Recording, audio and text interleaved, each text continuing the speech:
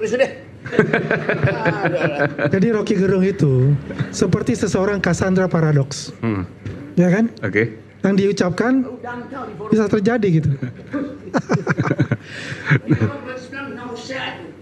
Secara psikologis. Waalaikumsalam warahmatullahi wabarakatuh. Bahwa Bung Rocky Gerung meninggalkan forum ini karena gagal membangun argumentasi dengan kami ya. Dan ketakutan Jokowi fobia itu yang ingin dilempar oleh Bung Rocky tadi, bahwa misalnya ada pasangan 2029 yang disiapkan, seorang Gibran akan berpasangan dengan Jokowi. Ini kan pembodohan publik ini. Sayangnya dia udah meninggalkan forum ini ya.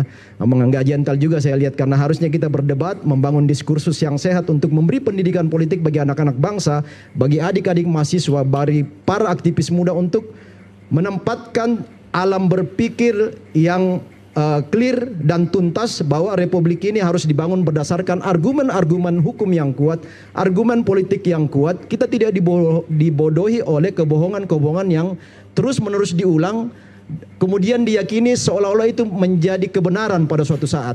Padahal itu semua kebohongan publik. Banyak orang yang mengukur dirinya terlalu tinggi, sehingga mereka nggak sadar bahwa orang ngelihat lu, lu bilang lu A, tapi orang bilang lu tuh cuman C lo gitu ya. Harusnya kan dia sadar itu gitu loh. Tapi kan dia nggak sadar, dia ngerasa dirinya hebat, pinter, kuat gitu ya.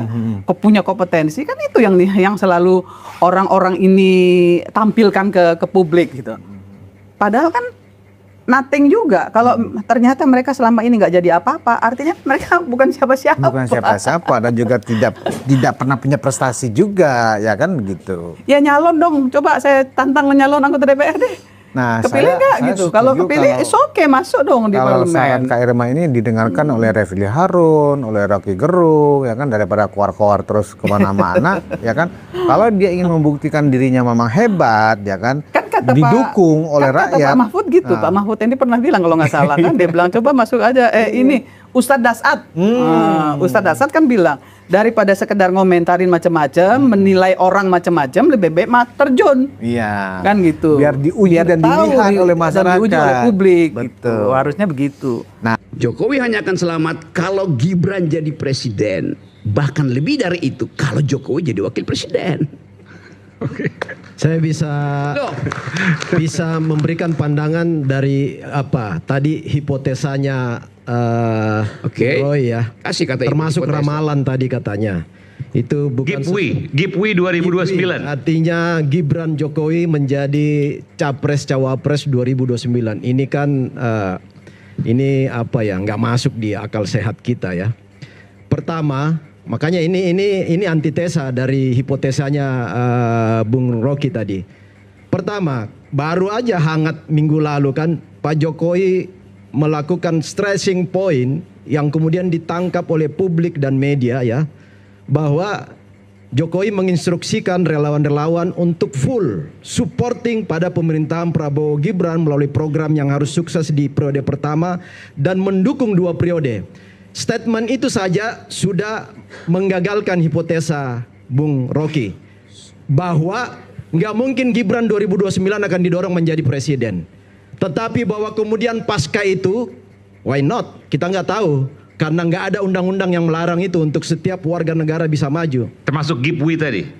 Kalau saya pikir itu nggak masuk logika sehat. Masuk logika. Pertama tadi impossible untuk Gipwi. Iya. Udah jelas itu. Karena walaupun 2034 misalnya itu mustahil karena begini kan.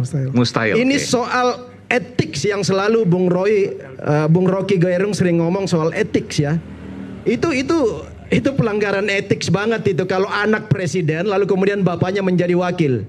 Kemudian adat ketimuran, adat wong Jawa, ini anak kurang ajar kalau dia mau jadikan ayahnya menjadi anak buah dia. Kan gitu. Jadi itu sesuatu yang ya itu mungkin angan-angan Bung Roy oke lah. Kalau itu menjadi konsumsi publik untuk menggelitik publik, ya silakan aja. Tetapi bagi kita yang punya akal sehat seperti versi Bung Rocky bahwa punya akal sehat, saya pikir itu kalau akal sehat kita jalan itu hal yang mustahil. Untuk itu terjadi. Karena Pak Jokowi sendiri sudah melakukan statement 2 periode untuk Prabowo Gibran itu bukan sesuatu yang harus ditawar. Saya pikir itu jawaban saya ya. Silakan. etika itu, Bung Rocky? Ada seorang jurnalis, seorang perempuan namanya Ulrich Thatcher, mengajar di Harvard tahun 30-an. Dia bilang begini, well-behaved women seldom make history. Perempuan yang sopan tidak akan membuat sejarah itu. Tapi kita bisa paraphrasing itu dalam keadaan hari ini. Well-behaved men manipulate history. Seorang yang terlihat santun padahal sedang memanipulasi sejarah. Yang akan datang bukan, sudah passé, sudah terjadi. Gibran anak kecil disuruh bermain di wilayah politik oleh bapaknya tuh. Yang kurang ajar Gibran atau bapaknya?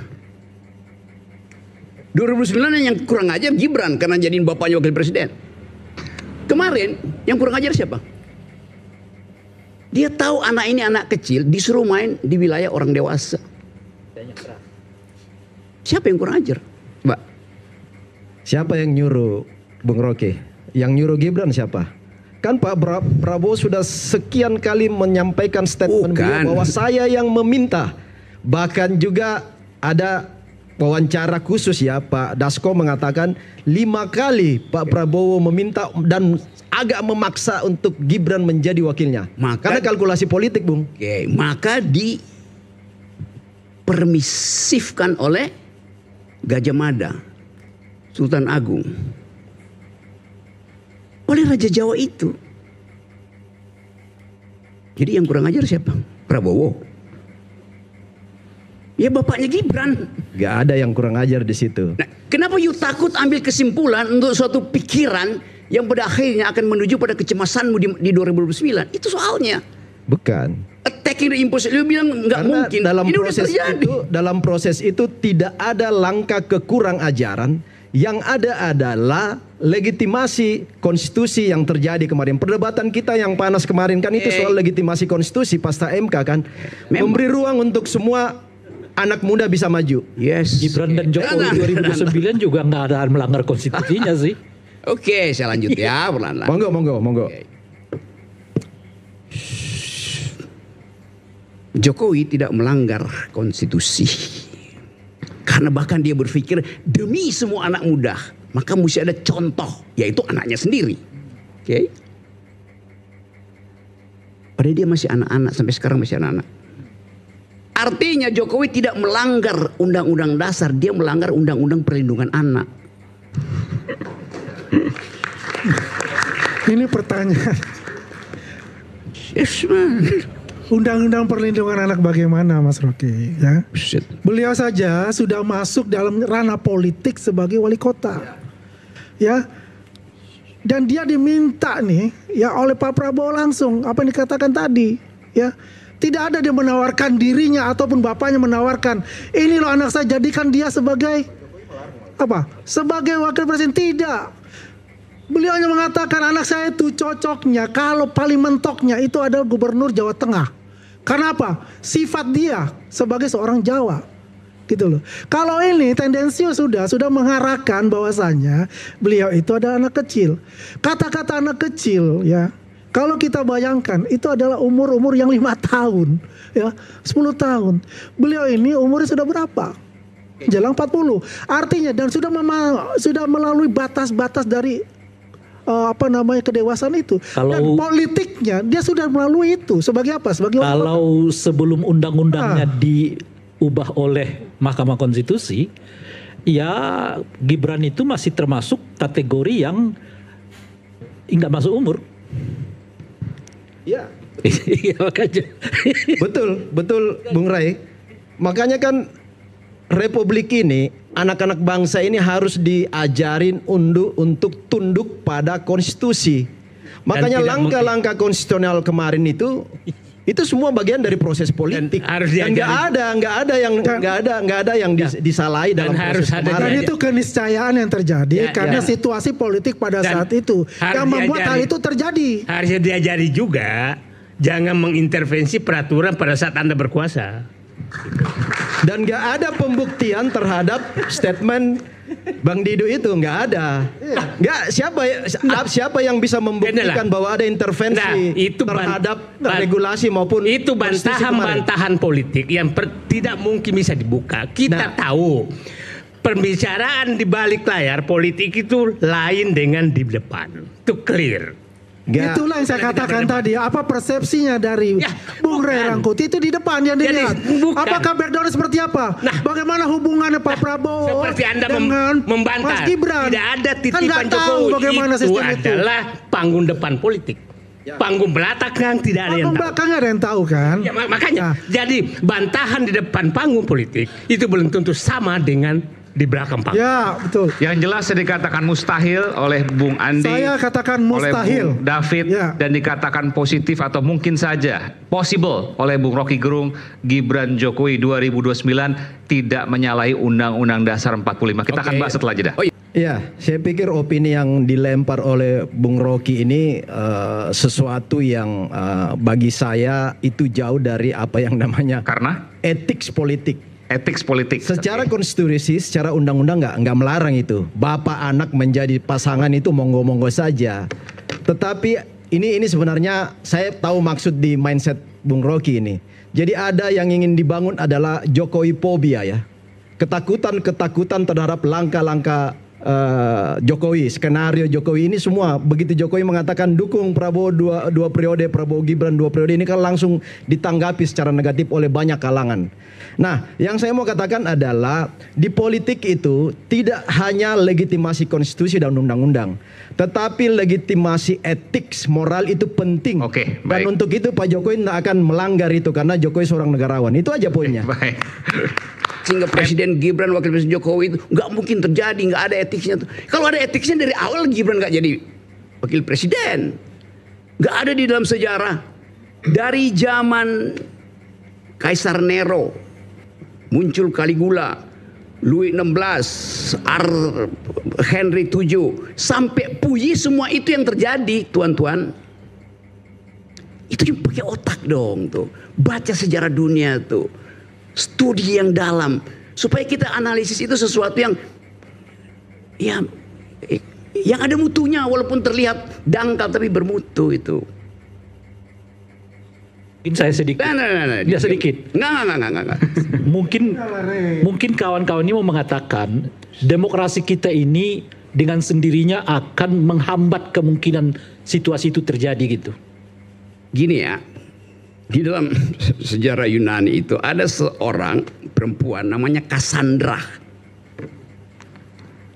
Tahu namanya Cassandra? Saya terangin ini supaya pernah dengar namanya Cassandra Paradox. Nggak ada yang tahu.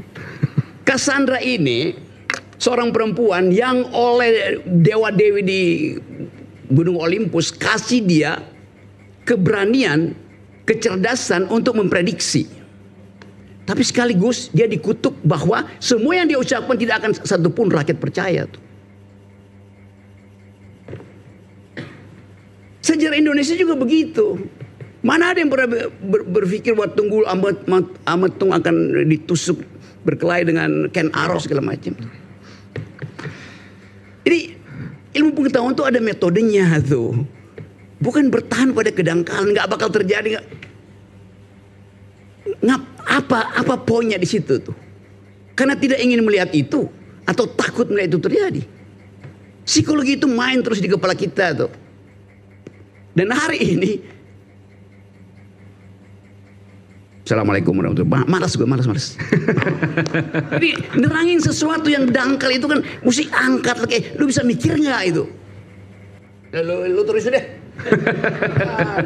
Jadi Rocky Gerung itu seperti seseorang Cassandra Paradox, ya kan? Oke. Yang diucapkan bisa terjadi gitu. Muat secara psikologis. Waalaikumsalam warahmatullahi wabarakatuh. Oke, kita kembali saat lagi tetap bersama kami di Rakyat Bersuara. Oke. Menerima itu. Jadi tidak ada ketakutan yang misalnya, makanya ini saya sayangkan bahwa Bung Rocky Gerung meninggalkan forum ini karena gagal membangun argumentasi dengan kami ya. Dan ketakutan Jokowi fobia itu yang ingin dilempar oleh Bung Rocky tadi, bahwa misalnya ada pasangan 2029 yang disiapkan, seorang Gibran akan berpasangan dengan Jokowi. Ini kan pembodohan publik ini. Sayangnya dia udah meninggalkan forum ini ya.